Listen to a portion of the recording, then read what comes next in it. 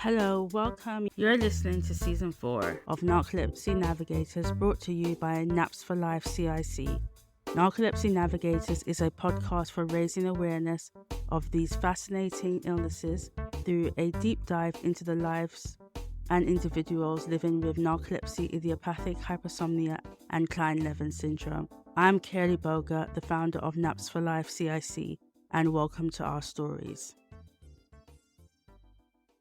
Narcolepsy Navigators is excited to announce our new Patreon and merch store. You can choose to support us monthly via Patreon and receive bonus content from our advocacy and medical series, as well as a shout out on the show. Subscribing to our Patreon will allow you to have access to Narcolepsy Navigators Discord server, where you can chat with other navigators, find support, and ask questions to be featured in future bonus episodes. Higher tier supporters can also receive Patreon merch, or if a monthly subscription is not in your budget, you can check out even more merch on our website, www.napsforlife.com.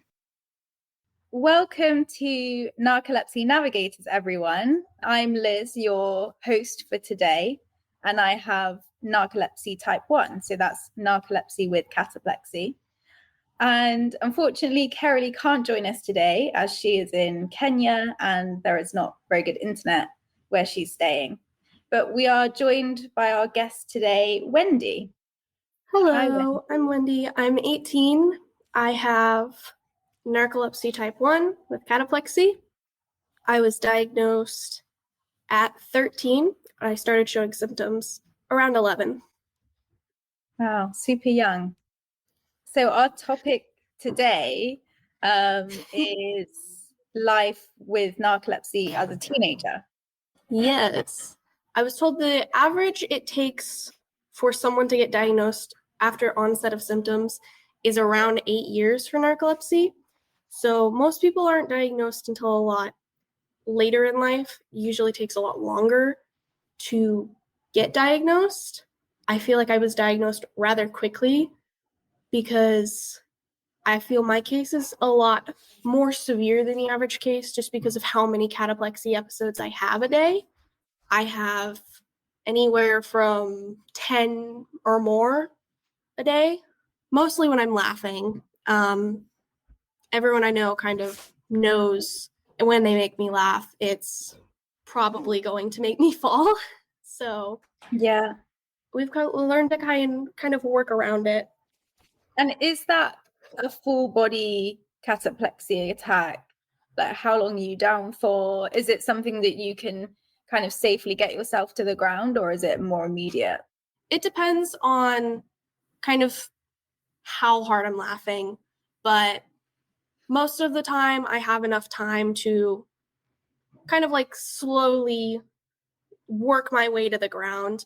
My mom calls what I do kind of like melting, where I'll kind of like slowly fold my body down to the floor so that I can safely sit before it happens. But most of the time I'm able to sit before it happens.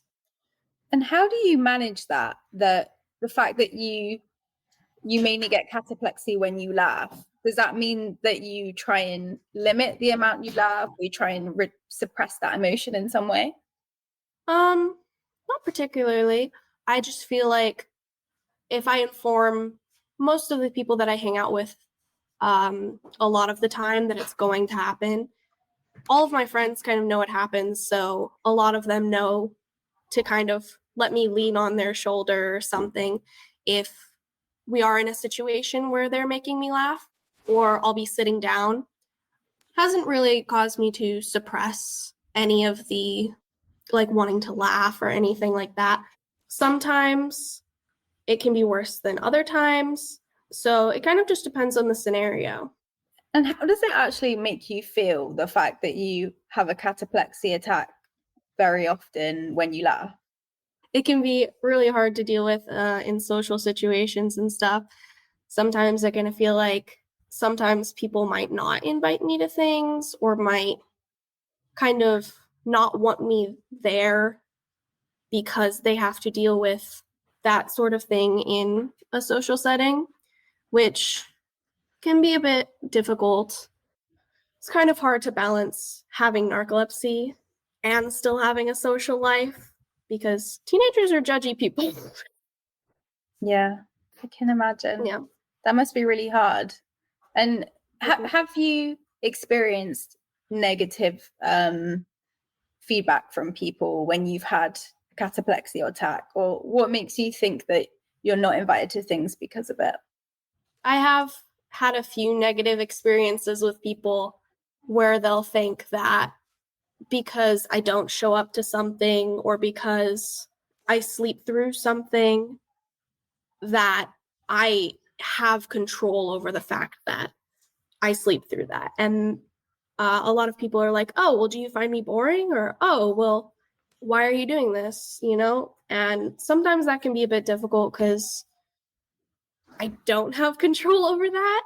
And it feels like sometimes people don't fully understand what narcolepsy is and why I do the things I do. That must be very tricky as a teenager, because I feel like even as an adult, people don't understand narcolepsy a lot of the time, even with their like fully formed over 25-year-old brain kind of thing. So as a teenager, absolutely. brain's like still developing a lot, and it's a time when you all really want to fit in with each other, right? So it must be hard to like be different and also have to explain to people what that difference is. Absolutely. My friend group, I am in theater.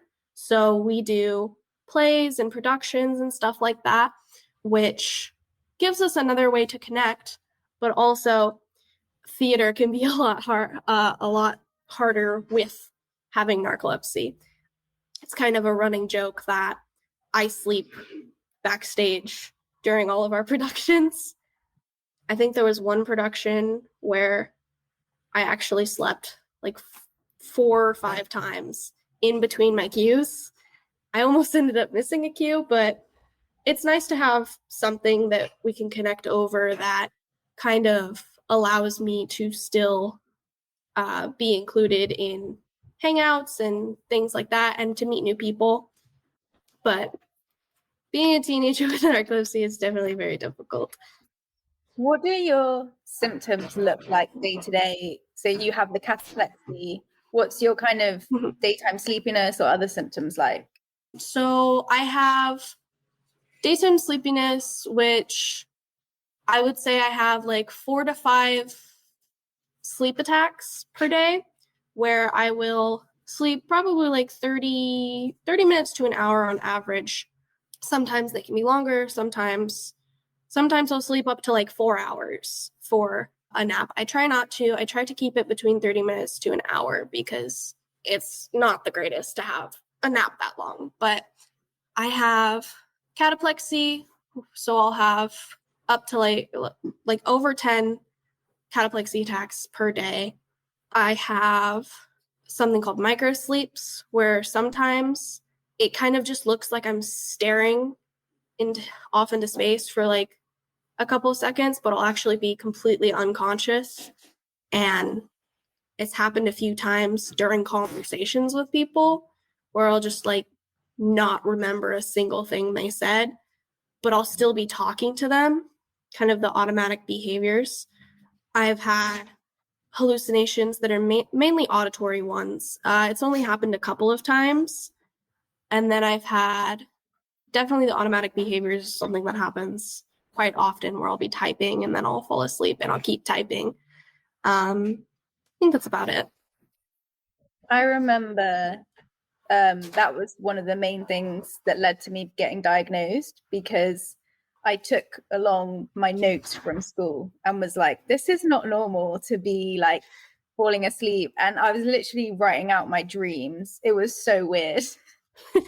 Yeah, I've definitely noticed that a lot of the things I do are related to when I'm dreaming.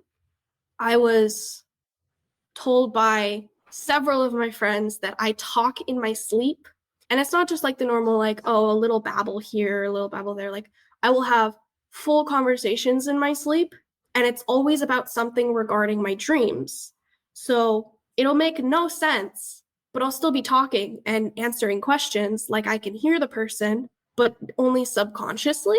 So it's really weird. I started noticing when I was 11, I think, I was playing a video game with one of my friends, and that was kind of the first time I noticed anything was weird. So we were playing a game, and then all of a sudden, I just woke up in my bed, and I don't remember walking there. I don't remember anything, because originally I was sitting at my desk at my computer. And so I walk back over to my computer, and my phone is sitting on the ground from when I had her on call. My laptop was still open, and in the chat, it was her saying, "Hey, where'd you go? Hey, why are you ignoring me? Hey, like, what's happening?" And so I asked my parents, I'm like, "Hey, did I fall asleep? Did like one of you carry me to my bed or something?" And they're like, "No. What are you talking about?" So that was the first time I kind of noticed something was off. But I didn't get diagnosed until 13 because we thought it was just, oh, you're a teenager, lots of changes, so you're going to be sleepier and everything. Yeah, so you're like, start taking vitamins, kind of do these things, and, maybe it'll help. It wasn't until I was like 13, I started falling asleep in everywhere I went. Car rides, I would lean against the window just on the way to school. Short, like 15-minute car rides, I would fall asleep against the window. I would fall asleep in dentist's office. I would fall asleep in plates of food. I've fallen asleep in like a full-on bowl of soup.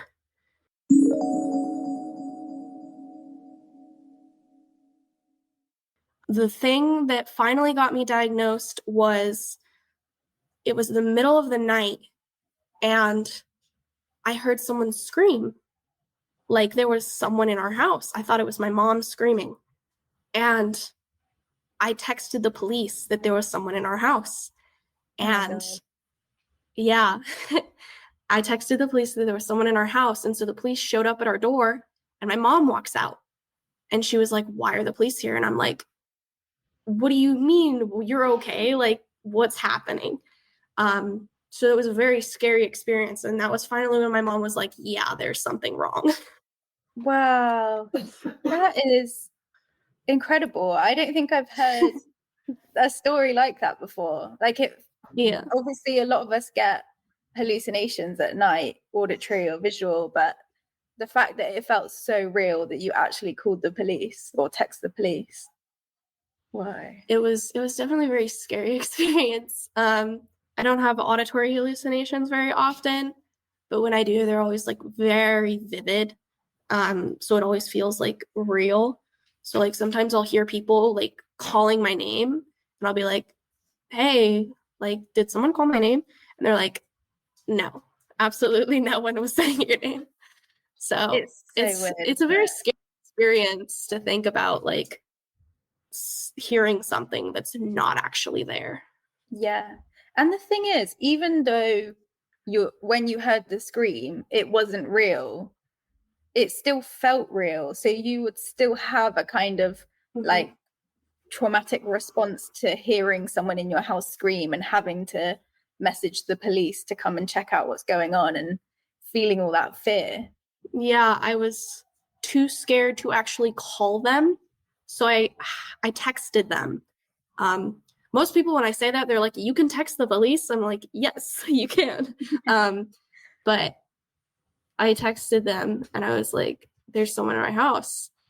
And as soon as it was over, as soon as like it happened and like the police were gone, my mom was like, "You realize we have dogs, right? The dogs would be barking." And I was like, I did not think about that in the moment, because my first thing was, oh my gosh, someone's in the house. Yeah. And also at the time you were literally like 11, 12, 13, right? Yeah, I was 11. So you're not going to be thinking about it with like a grown-up brain. You're just going to be like, I heard a scream, something is wrong, get people here that can help. Yeah. So after that, my mom got me referred to a neurologist, and we scheduled a sleep study. We had to drive 4 hours to Phoenix in order to get a sleep study done because it was the only pediatric neurologist nearby. So we got my sleep study done, and it was a really pretty hospital, but it was like really scary in the moment because I was just like 13, and to be 13 and to be in a hospital for something that you have no clue what's going on is really scary. We ended up getting the results back because in the moment I was like, I have to take 5 naps during the day and then sleep through a full night. Like that's impossible. I'm not going to be able to do that. Nobody can do that, you know? I slept through every single one of the naps and still slept through the full night. I only woke up probably twice during the night, but we got our results back, and she said it takes the average person 60 to 90 minutes to go into REM sleep. It took me a minute and a half. Wow. Yeah. So it was pretty crazy to hear that and think like I'm different. Like that's not normal, you know? Yeah. How did you actually feel when you got the diagnosis of narcolepsy? Because obviously you were so young at the time. It was really overwhelming because to be a teenager and think like to be so young and to hear, hey, this is something you're going to have for the rest of your life. There's no cure. There are medications you can take to ease the symptoms, but it's never going to go away. That's terrifying to someone so young. So it was a little overwhelming at the time. I've kind of come to terms with it now that I've had it for a while, but sometimes it can still be really scary to think about. Yeah, definitely. And I think something that comes up quite a lot when we talk to people who have narcolepsy is that actually 1 minute you can kind of be accepting of it, and then the next minute something happens and you're like, this is so hard. And then you're kind of always in that cycle of, yeah, 1 minute it's okay, the next minute you're like, why did this happen to me? Like, this is really difficult. But yeah, I don't think most people realize that you can develop a disability at almost any time, and no one's really going to see that for themselves. Like that's not something that you're like planning for. So 1 minute you have plans for this big future, and then the next minute you have to work around everything you do with a chronic illness, and it's kind of difficult. Yeah, definitely. Things just have to be so different from what you imagined they would be. When I figured out that I had narcolepsy, I was diagnosed, and then they tried to put me on medication.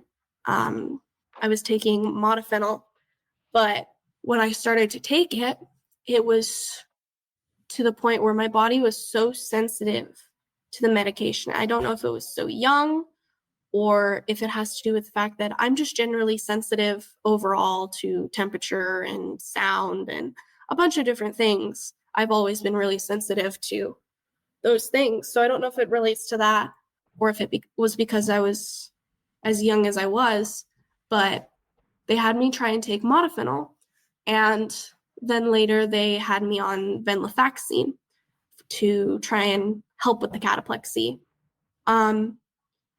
Well, we had to try and adjust the doses because the side effects were so severe that people thought I was on hard drugs. Like, Wow. It was really bad.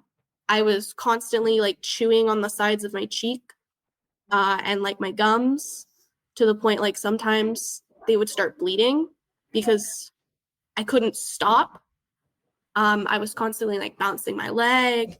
My pupils were dilated so big that people were like, is there something wrong with you? Like, and so we had to try and adjust the doses to the point I was taking a quarter of a pill and those side effects were still happening. And so eventually I was just like, I'd rather deal with a different medication or something, because this is not the way I want to live my life. And so we talked to my doctor and she was like, okay, well, the only other things that I can give you are still in the testing processes. They're not approved for children as young as you are.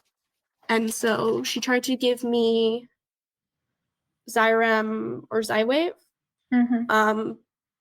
but she didn't know how it would affect me because I was so young. And so I was talking with my mom and we were like, we don't want to go through the experience of medicine affecting me like that again if it's not for sure how it will affect me. Like, you don't know for sure what the side effects are going to be.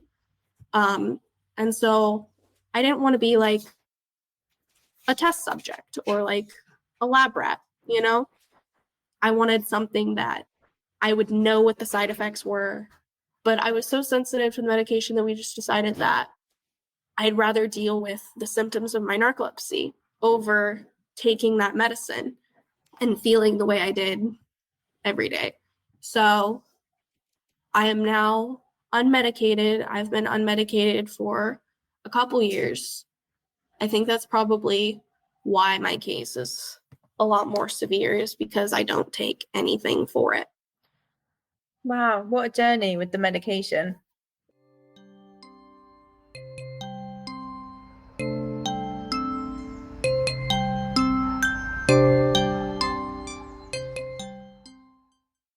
What is it actually like, or how do you manage your symptoms day to day? Do you have any kind of strategies that you use, or do you just kind of go with the flow of all the symptoms?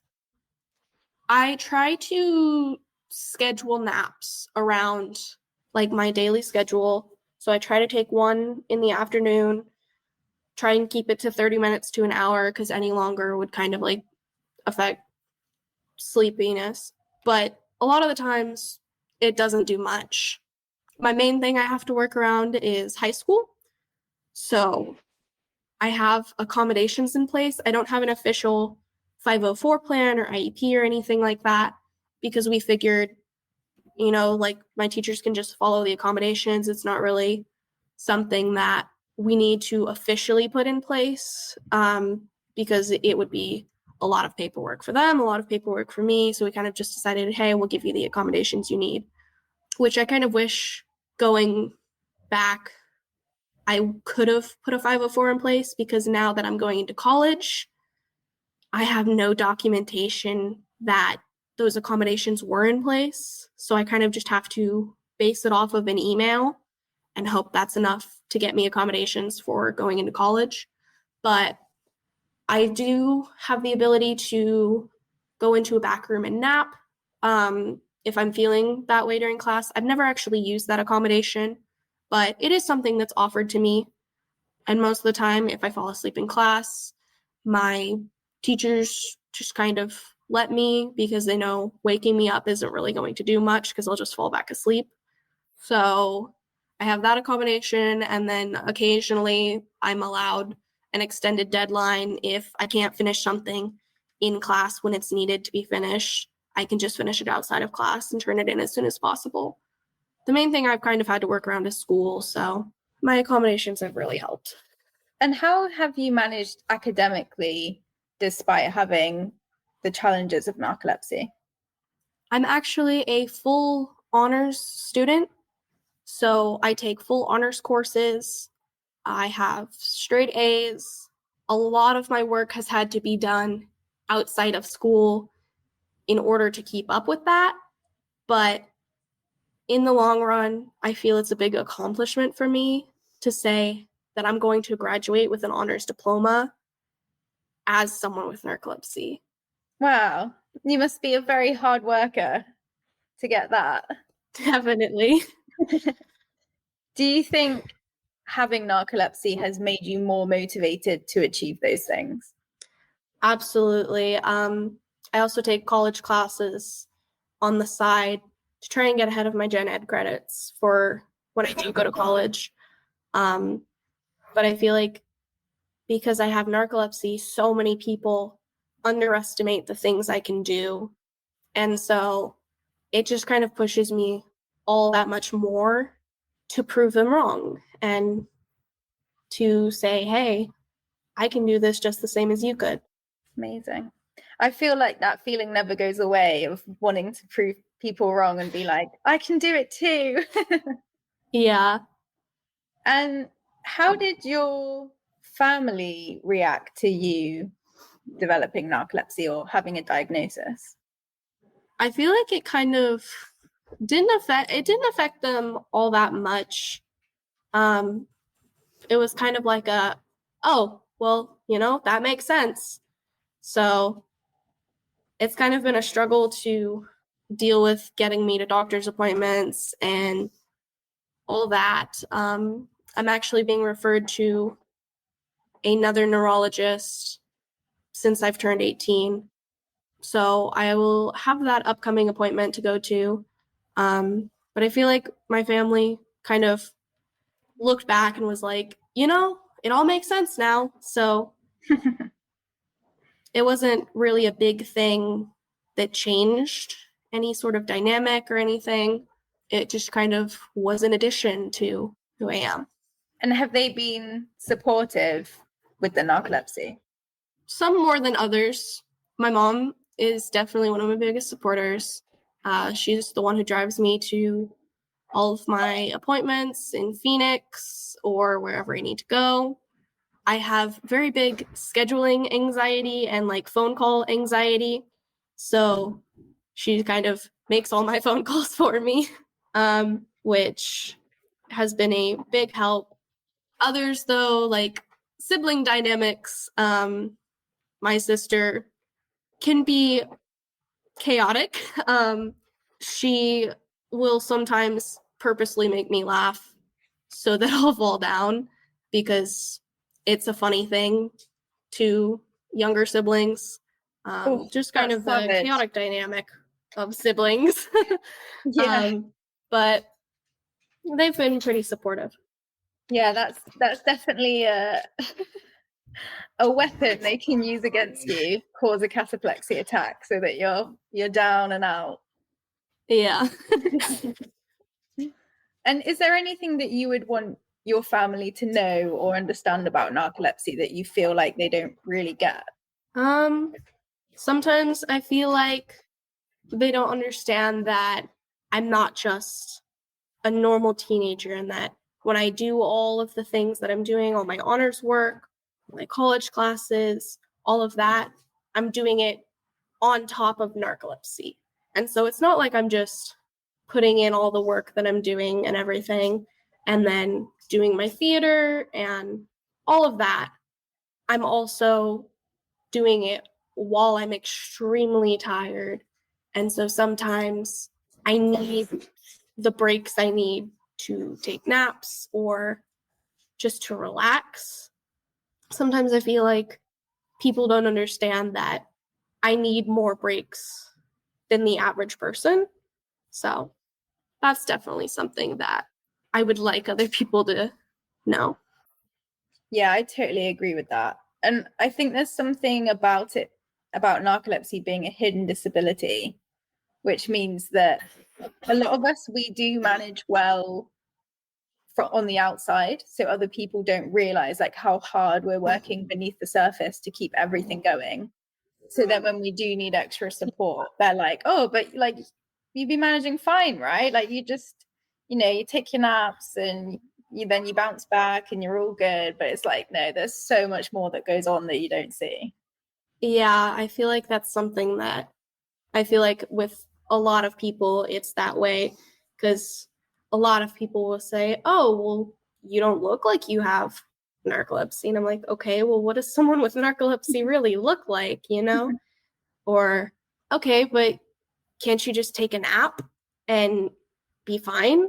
And some people don't really understand that, like, it's not how it works. It's not just I take a nap and I'm better. It's a lot more to it than that.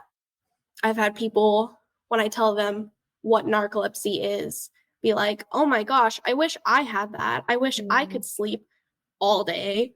I wish I could sleep during class and not get in trouble. And I'm like, you really, really don't, because you don't have control over when you sleep. You don't know when it's going to happen. And there's always that fear in the back of your mind of any daily activity that I'm doing, I could fall asleep during this.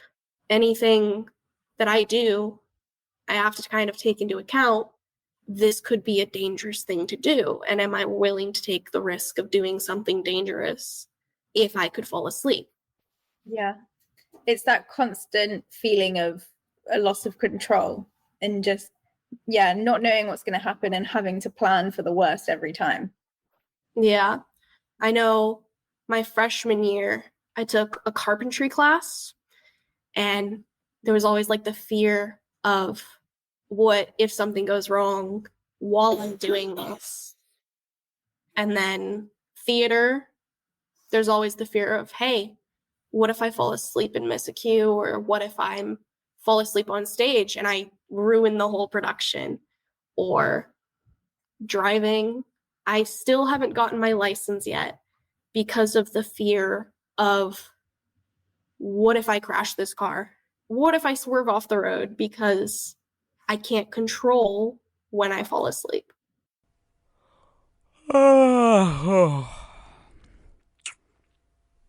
And when other people have said really stupid stuff to you, like, oh, I wish I had narcolepsy, how do you deal with that? Most of the time, I try to just ignore it, because I know they're teenagers, and explaining it's not really going to do anything. It's not really going to click in their head that, oh, okay, it's just kind of a thing that if I try to explain it, it's not really going to be fully understood, because these are teenagers. So I kind of, if it's not someone who's important that I interact with a lot of the time, I try to just ignore it and walk away. Good plan. And save yourself that energy of having to explain it to people over and over again when they're probably not going to take it on board anyway. Yeah, I think that's kind of why I started my advocacy Instagram account for narcolepsy, is because anytime someone asks me, I don't really have to explain it as much. I can just be like, hey, here you go, look at this. And then they have all the information in their hands, and then they can ask me questions afterwards. So it saves me a lot of energy, while also kind of informing the general population about it. And I really like that. And what inspired you to create your advocacy page? I don't really know. I like to inform people of things, and I really like graphic design.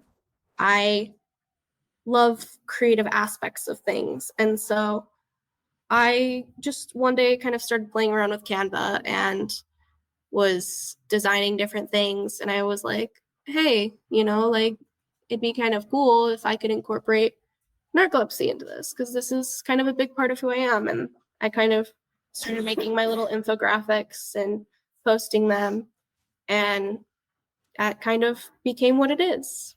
Nice. And do you want to tell everyone your handle so they can follow you? Dazed and dozing. Perfect. Thank you. So how did narcolepsy affect your social life, particularly when you were first diagnosed and then in middle school and high school? At first, it wasn't really a big thing, but I feel like as I've gotten older, a lot more people have become a lot more judgmental about it, and have kind of been a lot more picky with the things that they invite me to because there's the chance of, oh, well, you're not even going to show up, or, oh, well, you might just sleep through the whole thing. Because we live in such a small town, most of the time, the only things there really are to do are bowling, the movies, or going to the river. And so if we go to the movies, there's the chance that I'll sleep through the movie. And people are like, oh, well, that's kind of a waste of money. Like, why would we invite you if you're just going to sleep through the whole thing, Going to the river, it's, oh, well, you're probably going to take a nap because the river wears you out, And then bowling, same sort of deal. So a lot of the time, I feel like people just think that, oh, well, if you're not going to come anyways, or if you're just going to sleep through the whole thing, then like, what's the point of inviting you at all? And so that's kind of been really hard. My friend group has kind of been narrowed down to a close 2 or 3 people. And then most of the time I hang out with my boyfriend. Other than that, most people don't really invite me to things. So I kind of try and do the best I can with my alone time. I like to do a lot of reading and video games and my graphic design, kind of work on my hobbies to spend my time rather than spending it with people who don't really understand me. Yeah, definitely. And I think that's something that a lot of us have had to go through, is actually kind of cutting out people who just don't get it or aren't willing to try to understand. And in the long run, it feels like maybe we're better off without those people, but it doesn't make it any less painful along the way. Yeah. A lot to deal with. And especially as a teenager, because at that age, all you want to do is hang out with your friends and do everything that everyone else does and go to the parties, or go to the things and do the things they're doing. Yeah, it's definitely increased my anxiety a lot, but it's kind of given me a new perspective, kind of to focus on the things I do in my alone time and focusing on my hobbies and kind of the self-development rather than putting all my energy into other people. Yeah. And what would you like those people to know about you and about narcolepsy? I guess just that despite having narcolepsy and despite all of the challenges that it gives me, that I'm still a person and I still have the same feelings that any other person would. And that it's a lot for me to deal with, and to just be patient and, Yeah, wise words. It's so tricky, isn't it? Because we still want to be invited to things even if we can't go necessarily. Yeah, it's kind of the principle of the matter of, hey, at least they were thinking about me. And you want it to be our choice whether we go or not someone else just being like, oh, like they're going to be too tired anyway, and just making that assumption. Because narcolepsy by itself has taken a lot of control from me, and I don't want other people to take even more of that control, because then I have no choices left to make because all of them are being made for me. And that's not a very nice feeling. Yeah. What would you advise to other people who are a similar age who are going through that? It definitely helps a lot to explore different things on your own, explore your own hobbies, think a lot about what you want to do and who you want to be, and are these people really worth the energy of dealing with the social drain that they provide. And just kind of focus a lot more on self-development than latching yourself to other people and constantly wanting to be with other people. Find a very close few that you would like to spend your time with. I definitely wouldn't push for a really big group because it can create a lot of drama, but definitely focus a lot more on a close few and yourself. Yeah, so it's like finding that kind of strength within yourself and nurturing that, and then also having that close circle around you that you can trust. Mm-hmm. I'm sure a lot of our younger listeners as well will be very excited to hear that you've got a boyfriend and that it's possible for someone with narcolepsy to have a relationship as well. Yeah, he actually has ADHD, and so we kind of support each other.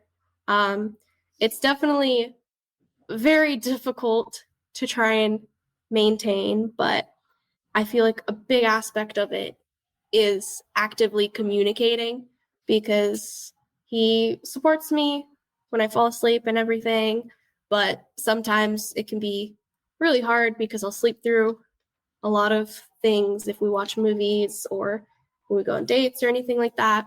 Sleep through a lot of it, but he kind of just knows that I don't have control over that. Just the same as I know that when he forgets things or he gets distracted really easily, he doesn't have control over that. So we kind of have a mutual understanding of those things. And what was it like to open up to him about having narcolepsy, and when did you decide to do that in your kind of dating or wherever you were at the time? I'm pretty open about it with most people. A lot of people around me know, oh, that's kind of who she is. Like that's the girl with narcolepsy. It's kind of the way people see me at school. So we met through a photography class when we were at school, and we ended up doing a theater production together. And one of our friends was like, oh, she likes you, and then was like, oh, he likes you. And so we kind of was just like, cool. But I think I told him a couple weeks into us dating that I had narcolepsy, just because I kind of forget who I tell and who I don't. And so one day I kind of like slept. I think I like slept through something, and he was like, you slept for a really long time. I was like, oh, by the way, I have narcolepsy. So Yeah, good to tell him that so he doesn't just think you're like bored of him and just yeah. think it's a good time to have a nap. Yeah.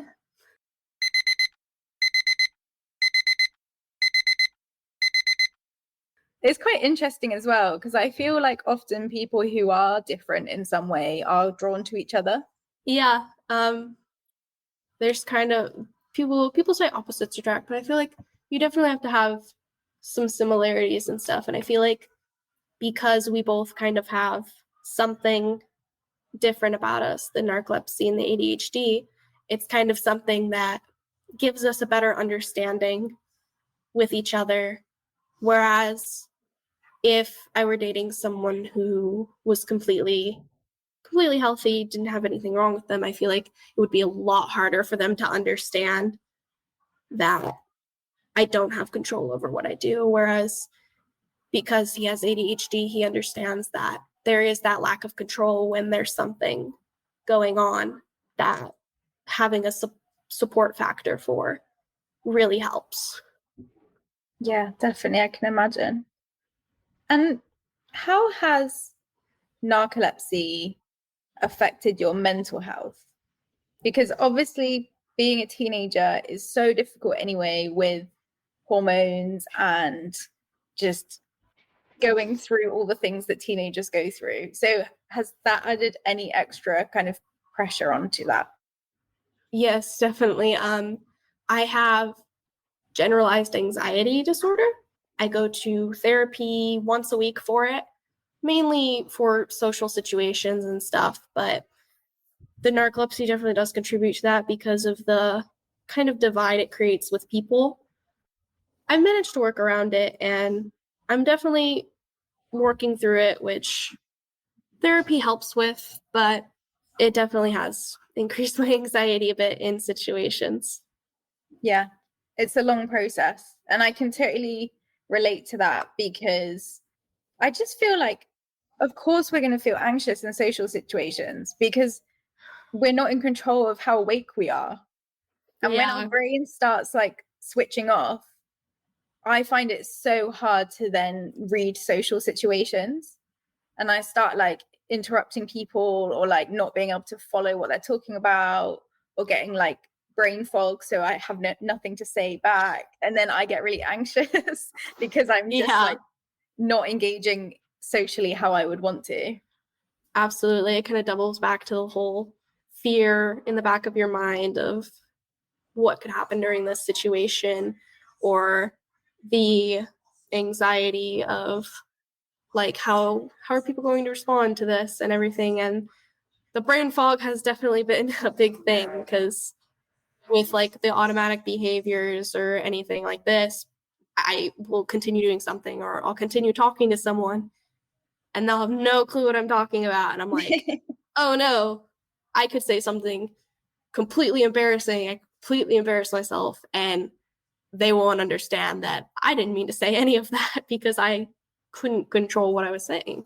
I was at a social event last night, and it was just kind of a small group, but one of the people I don't know as well, which always like puts me on edge a little bit, because I'm like, oh, if I have like symptoms or a sleep attack, like how are they going to react to that? And we had a big meal, and I ate loads of bread, which I knew was a mistake. And then after the meal, I just started to get like a sleep attack coming on. So I was like fidgeting. And then I asked to have like a cup of tea to try and keep me awake, but that didn't really help. So I kept having to like go and stand outside to get like fresh air. And honestly, like half of that conversation, I don't have a clue what I said. Could have been talking about anything.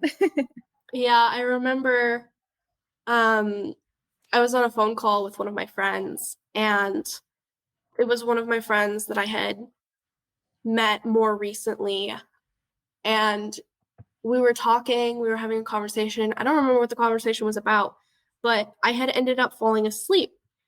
And when I woke up, she was still talking, and I was like, who is she talking to? And she was like, what do you mean? We were having a full conversation. And I was like, what do you mean? And she ended up playing back like the voice messages or whatever that I can't remember if it was like a phone call or voice messages, but she ended up like playing it back. And I was saying a bunch of stuff about like how I love sun chips and a bunch of different things. I don't like sun chips at all. I don't remember why I was saying that, but it's kind of really weird to think of like I could say anything to this person in this moment, and I have no idea what I'm saying. I won't remember it at all. And that's like scary, but also a little funny. Yeah, it's definitely one of the weirder side effects of, or the symptoms of narcolepsy. Yeah.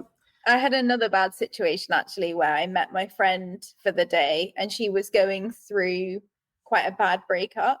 And she was talking about it, and I started having a sleep attack kind of whilst we were walking. So it's not like I was going to drop down asleep, but my brain started turning off.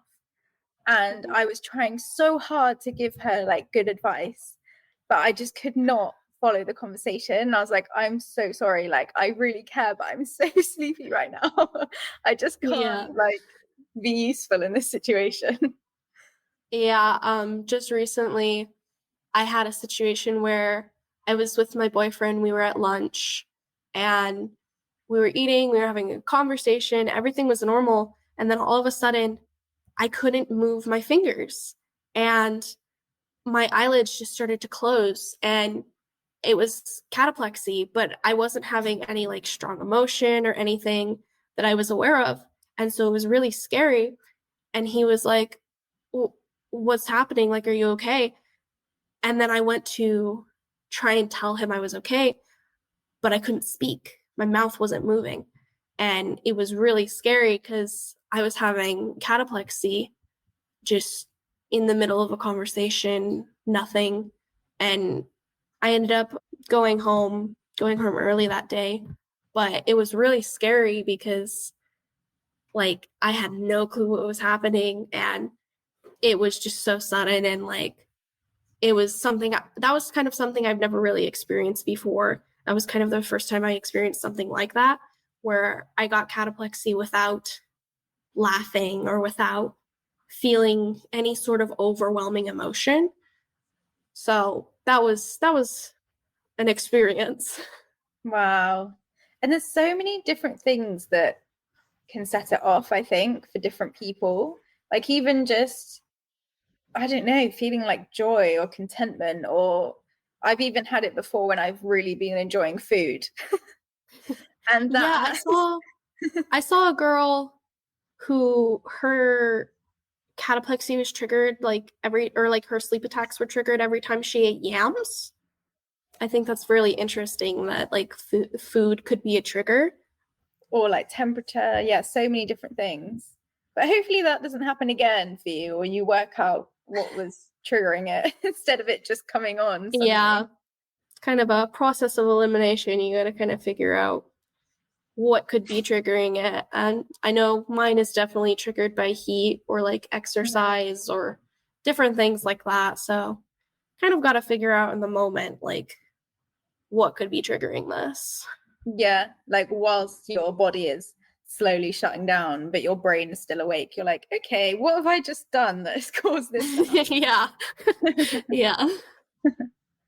Do you have any like role models or people in the community that help you? And when I say community, I mean like the narcolepsy community, or any support from other people that have narcolepsy at all? I don't think I've really ever interacted with many people that also have narcolepsy.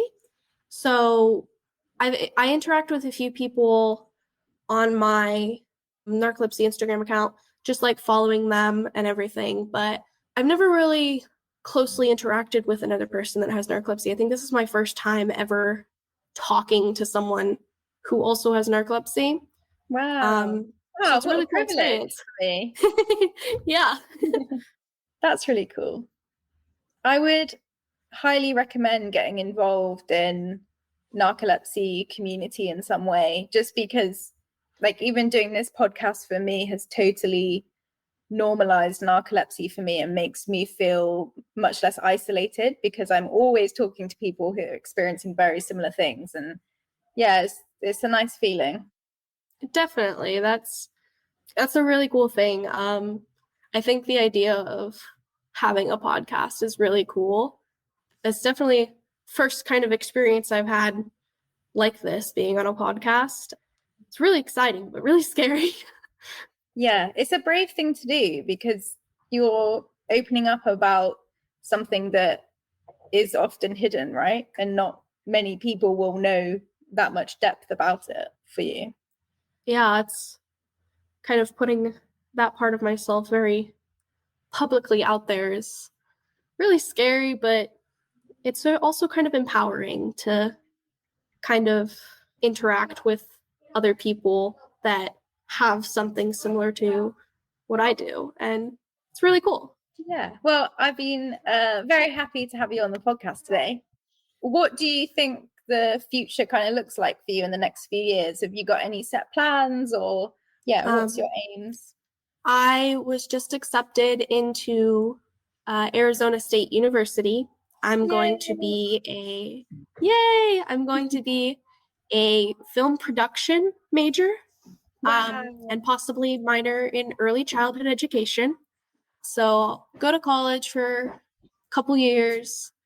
I want to try and do some babysitting on the side, because I love to work with children, and especially children who have kind of like special needs, kind of like I do. So like if a child were to experience narcolepsy, I feel like interacting with them on a level that they have someone to understand them, I feel like it's a really special connection. And so I really like working with kids. I hope to babysit professionally on the side during college.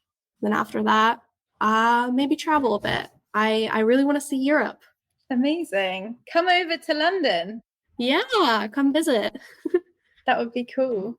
It sounds like you have some amazing plans, and congrats for getting into college. Thank as you. call it. You sound like you would be a good occupational therapist. I was originally going to go into psychology, but I felt like with my own anxiety, it'd kind of be difficult to deal with other people's anxiety as well. So it wouldn't be the best career for me. So kind of exploring my more creative aspects. I've done theater, might as well do some film on top of it. I really like the idea of creating a series or a film that explores different disorders that are kind of misrepresented in media. Because I know narcolepsy is kind of a more comedic thing. I'd like to explore the more serious aspects of it in a film. I think that'd be really cool. Wow, I love that idea. Please do that. Absolutely. That's really cool.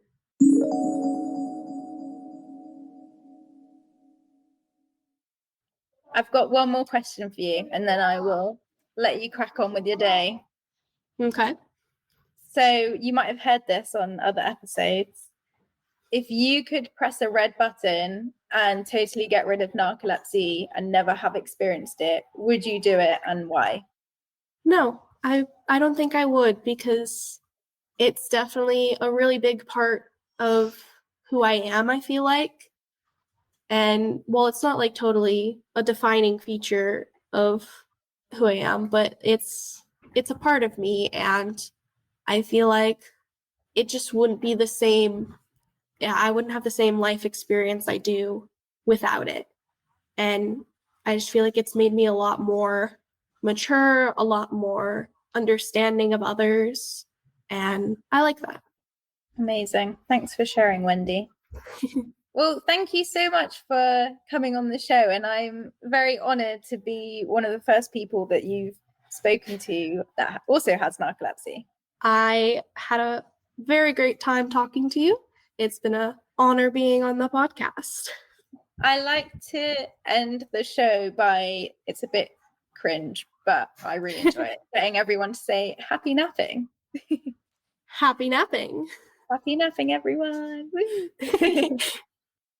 Views and opinions in these stories may not work for everyone. If anything you have heard is relatable, please see a doctor for advice.